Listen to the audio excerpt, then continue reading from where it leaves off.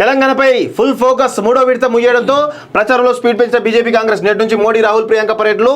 కాంగ్రెస్ అభ్యర్థులు, ఎమ్మెల్యేలు, ఇన్ఛార్జీలతో KC Venugopal review. BJP ఎన్నికల కమిటీతో బిఎల్ సంతోష్ భేటీ. బిఎల్ సంతోష్ నిన్న రావడం జరిగింది.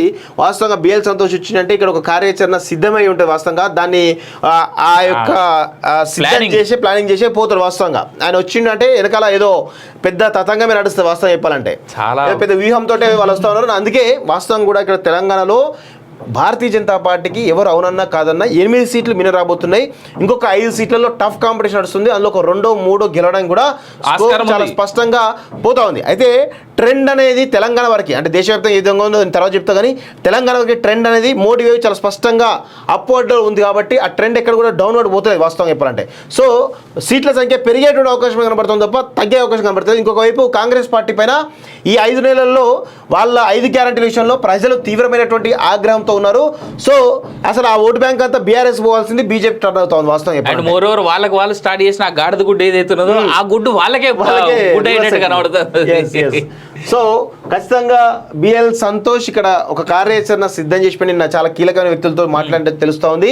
ఇక్కడ ఏదైతే టఫ్ కాంపిటీషన్ ఉన్నటువంటి ఏవైతే సెగ్మెంట్లు ఆ సెగ్మెంట్లో ప్రత్యేక కార్యాచరణతోటి ఈ 5 రోజులు పనిచేయాలని చెప్పేసి చాలా పెద్ద ఎత్తున ఈరోజు ఒక దిశానిర్దేశం చేసినట్టు తెలుస్తుంది. ఆయా సెగ్మెంట్లో స్పెషల్ ఫోకస్ పెడుతున్నట్టుగా చాలా స్పష్టంగా తెలుస్తూ ఉంది.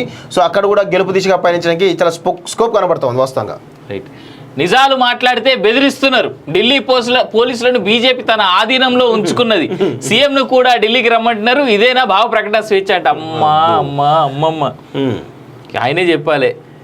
కవిత కేజ్రీవాల్ కు మరోసారి నిరాశ. 20 జ్యుడిషియల్ కస్టడీ పడించిన రౌస్ రెవెన్యూ కోర్టు.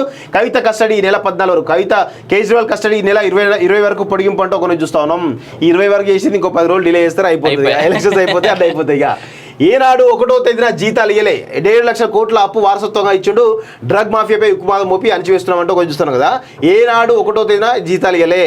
అయితే నిన్న రైతు బంధు పైసలు కొంతమంది ఉద్యోగుల జీతాలు ఆపించడం, మరి దానికి ఏమంటావు రేవంత్ రెడ్డి? సమాధానం చెప్పడు కదా. సమాధానం చెప్పు చూద్దాం. పోనీ 5 నెలలు అయింది కదన్న ఇల్లు అధికారంలోకి వచ్చి. 5వ నెల కదా ఇది. 5 నెలల నువ్వు ఎన్నిసార్లు 1వ తారీఖునే జీతాలు ఇచ్చినావు?